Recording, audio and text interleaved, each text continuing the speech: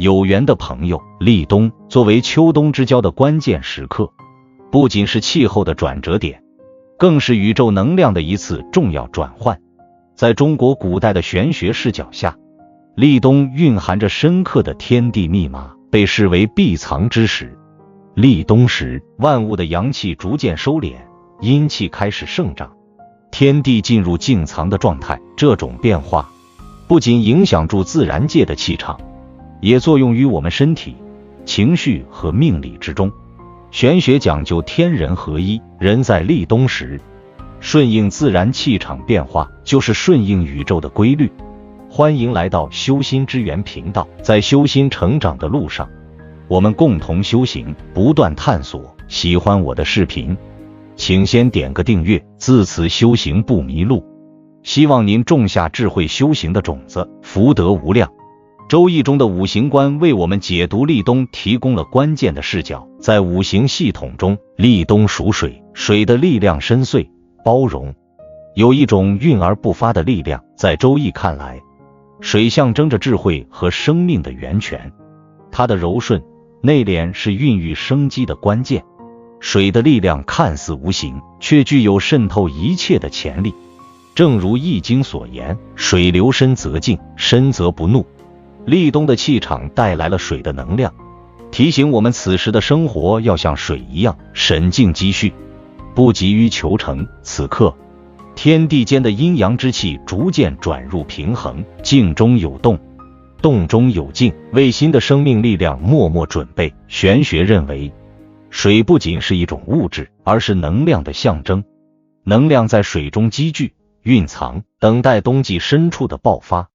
在立冬时，我们的身体和生活节奏也开始冬藏，与水的特质相对应。人体的肾脏、膀胱在五行中属水，这些器官在立冬期间受到自然界水气的影响最深，因此身体会更加渴望温暖和滋补。这种能量的储蓄方式正是冬养的玄学体现，提醒我们不仅要身体保养，还要心神调和，使内心如冬水般平静。立冬也对应了治水的内在含义，象征着一种深层的智慧和思考能力。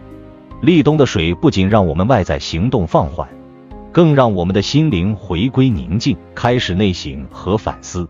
水的力量来自它的包容与深沉，内心的积累正是外在成就的基础。在这个节气中，玄学认为，我们不妨放下急于追求的心态，反思一年中的得失，静静梳理内心，为接下来的冬季和来年播下智慧的种子。玄学中的天人合一思想提醒我们，人类的生活与自然的韵律息息相关。顺应立冬的变化，不仅是对身体的调养，更是对心灵的一种呵护。这种顺应自然的智慧，正是周易所传递的启示：天地不争，和而有序。在立冬的节气中，我们学习的是水的内敛，天地的沈静，懂得在积累中沈潜，在静默中找到属于自己的节奏，为生命积蓄力量。进入立冬，天地间的五行气场也发生了微妙而深远的转变。古人称立冬为水气之时，意味着五行中的水主宰了这一节气的气场变化。水是五行中的一种独特存在，象征住包容、智慧、沈静与深邃。而在立冬的气场中，这些特质似乎也渗透进了我们的生活。正如周易所言，水善利万物而不争。立冬时的水并非奔腾而来，而是静静包围，带着一种内敛的力量，提醒我们，沈静的智慧往往在寒冷的时节中愈加显现。在五行学说中，水不仅仅是一种自然元素，更是生命力的体现。水滋养万物，使它们在寒冷中保留着生机。立冬时，水象征着一种缓慢而持久的能量，适应着冬季的寒凉环境。这时的水不仅是自然界中的水，也是我们身体内的流动能量，与肾脏和膀胱密切相关。立冬过后，许多人会感到身体的温度更容易流失，手脚也容易冰凉，这其实是水行气场在影响住我们。提示我们要更注重补肾护阳。此外，水的特性还与情绪密不可分。立冬的水往往会引导我们进入一种安静、审思的状态，这种静并非是消极的低落，而是一种智慧的积累。在这个时节，适当放缓生活的节奏，留出一些时间来思考过去的得失，可以让我们在冬季积蓄更多的内在力量。就像《周易》里的积水成渊，水的特性是不断积蓄，在平静中蕴含着深厚的潜力。冬季的水行气场不仅影响着身体，也对我们的情绪和精神状态产生深刻的影响。许多人在立冬之后会感到内心有些审寂，甚至孤独。这并不奇怪，因为五行之水自带一份冷静和距离感。在周易学的视角中，水代表一种深邃的智慧，而智慧往往来自于自我内省。立冬给了我们一个难得的机会去停下来，与自己的内心对话。这种状态虽然看似冷清，却是自我成长的最佳时机。这种情绪上的波动其实并不意味着低落，而是水行气场的一种自然表现。在寒冷中，人们更适合独处，适合深思。与其抵抗这种安静的情绪，不如顺势而为，把这份静谧转化为深度思考的动力。正如周易所教导的，天行健，君子以自强不息。有时让自己在审寂中放空，是为了下一阶段的蓄力。立冬的气场变化也带来了五行养生的启示。既然水主肾，立冬正是我们重视补肾护肾的时节。在饮食上，可以多选择一些五行属水的黑色食物，比如黑豆、黑芝麻、黑木耳等。这些食物不仅能够为身体补充能量，还能帮助我们保持温暖，抵御寒气。此外，适当的温补也是五行养生的核心。冬天的寒冷让身体需要更多的能量储备，因此立冬之后，饮食宜温热滋补。例如，可以选择羊肉、牛肉等温热性食材，通过这些食物来增强体内的阳气，平衡冬季阴气的增加。同时，记得保持规律的作息，避免过度劳累，给身体留出足够的修复时间。在起居方面，立冬之后要更加注重保暖，特别是脚部和腰部，避免寒气侵入。这段时间可以适当增加一些户外活动，晒晒冬日的暖阳，帮助身体更好地吸收阳气。此外，睡前泡脚不仅能促进血液循环，还能帮助缓解冬季常见的手脚冰凉问题，使身体更加舒适放松。立冬时节，阴阳气场会发生微妙的变化。立冬意味着阳气逐渐收敛，阴气慢慢增强。古人说，冬者，终也，万物收藏也。立冬是四季阴阳交替中的重要节点，提醒我们要懂得顺势而为，在寒冷的季节中以养阳为主，保持身体的温暖和和谐。这在台湾的风俗习惯中也有所体现，特别是在饮食与生活习惯上更是丰富多彩。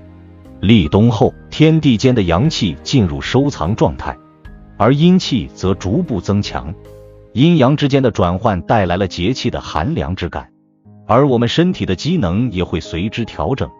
台湾的传统习俗中，人们讲究在立冬时节增强阳气，滋补身体，以适应阴阳变化的节律。这一习惯不仅反映了对立冬阴阳之道的理解，更是对身体顺应天时的一种实践。立冬时节的变化也在提醒我们，生活中许多细节可以与自然气场的转换相应。例如，冬季气温低，血管收缩，我们的阳气消耗更大，情绪上也更容易受到寒冷的影响。因此，在立冬时顺应阴阳的变化，能够让身心在寒冷的季节中保持温暖和平衡，避免陷入疲惫和低落。在台湾，立冬之后有一种称为补冬的习俗，这种习惯在周易阴阳学说的背景下有显合理。补冬的核心在于养阳，即在冬季的寒凉之气中，通过温补食物来增强体内的阳气，避免阳气在冬天受到消耗。例如，台湾人喜欢在立冬时节煮一锅热腾腾的羊肉炉或姜母鸭，这些温热的食物能够帮助身体在寒冷的天气里保暖，驱散阴寒。这些食物不仅是美味佳肴，更是冬季养阳的精华所在。在立冬时节也会选择喝一些温热的中药调理身体，像是黄芪、人参等具有补阳效果的药材。这种饮食习惯与周易的阴阳调和思想不谋而合。立冬时多食温热、滋补的食物，不仅能够增强体内的阳气，还能在寒冷的气场中保持身心的舒适和和谐。立冬习俗中还讲究冬藏，即在立冬时将身心调整到一种静养的状态，符合周易中阴阳调和的核心原则。在周易学中，竟是积蓄力量的方式，冬天就是适合藏的季节。因此，在台湾的传统观念中，立冬过后，人们更倾向于减少繁忙的社交，少熬夜，早睡早起，给身体更多的修复时间。这种冬藏的方法并不是简单的休息，而是一种内在能量的积蓄，让我们在静中获得力量。适当的运动也是养阳的重要环节。在立冬时会选择一些温和的运动，如晨间的散步或温和的太极。这种运动不仅帮助身体保持活力，也是在寒冷中温养阳气的自然方法。立冬过后，日光虽然短暂，但温暖的阳光更显珍贵。在阳光充足的时候出门散步，接受阳光的照射，能够让身体吸收自然阳气，调节阴阳平衡。立冬带来了寒冷的气场，但也让我们有机会静心内省。有句俗语，冷冷的天气，暖暖的心。立冬时的阴气增强，其实提醒我们多关注内在的平衡。适度的情绪调节和心灵静养是立冬时分阴阳调和的关键。尤其在冬季寒冷的气场中，保持心态的温暖有助于稳定情绪，避免因阴气过重而产生的抑郁、焦虑。